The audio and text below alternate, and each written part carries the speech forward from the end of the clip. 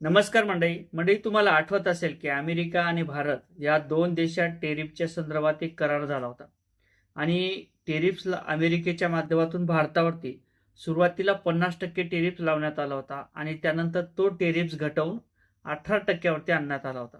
मग यामध्ये सोयाबीन असेल, कापूस असेल, इतर जे काही पिकं असतील त्याच्या प्रमाणात मोठ्या प्रमाणात भाव घसरले होते आणि त्यानंतर आता उच्च म्हणजेच अमेरिकेच्याच उच्च खंडपीठाने महत्त्वाचा निर्णय घेतला.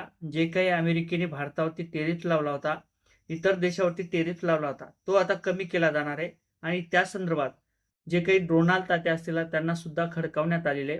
जे काही मनमानी चालू आहे, ती मनमानी तुमचा अधिकार नाही अशा पद्धतीचं उच्च खंडपीठाने सांगितलेलं आहे. आता भारतावरती जे काही टेरिफ 18% लावण्यात आला होता, तो आता 10% वरती आणला जाईल अशा पद्धतीची माहिती आता समोर येत आहे.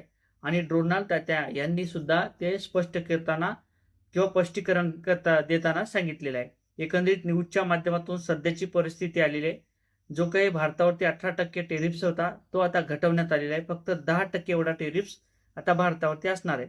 म्हणजेच काय तर सोयाबीन असतील, कापूस असतील, इतर जे काही फळबाग पिकं असतील, त्यानंतर सुखे पदार्थ असतील, त्यानंतर भारतातून किंवा अमेरिकेतून जे काही जाणारा येणारा निर्याताचा जो काही प्रकार असेल, अन्न किंवा नेण्याचा प्रकार असेल, माल विक्री किंवा खरेदीचा प्रकार असेल, यामध्ये सुद्धा मोठ्या प्रमाणात सवलत मिळणार आहे.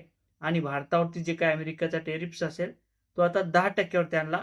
अशा पद्धतीची माहिती आता मीडियाच्या माध्यमातून, न्यूजच्या माध्यमातून तुम्हाला येताना दिसत असेल. तर अत्यंत महत्त्वाचं असं अपडेट होतं. कारण तर ज्या अर्थी शेतकऱ्यांचं सोयाबीन असेल, इतर पिकं असतील, त्यामध्ये मोठ्या प्रमाणात घसरण आपल्याला पाहायला मिळते. म्हणून अमेरिकेचा आणि भारताचा जो काही टेरिफचा कायदा झाला होता किंवा जे काही नियम लागला होता किंवा जे काही फाईलवरती सह्या झाल्या होत्या, त्यामध्ये ही एक महत्त्वाची माहिती आहे. आणि निश्चितच भारतावरती जे काही अमेरिकेचा टेरिफ असेल, तो आता 10% वरती आणला जाणार आहे, अशी देखील माहिती येत आहे.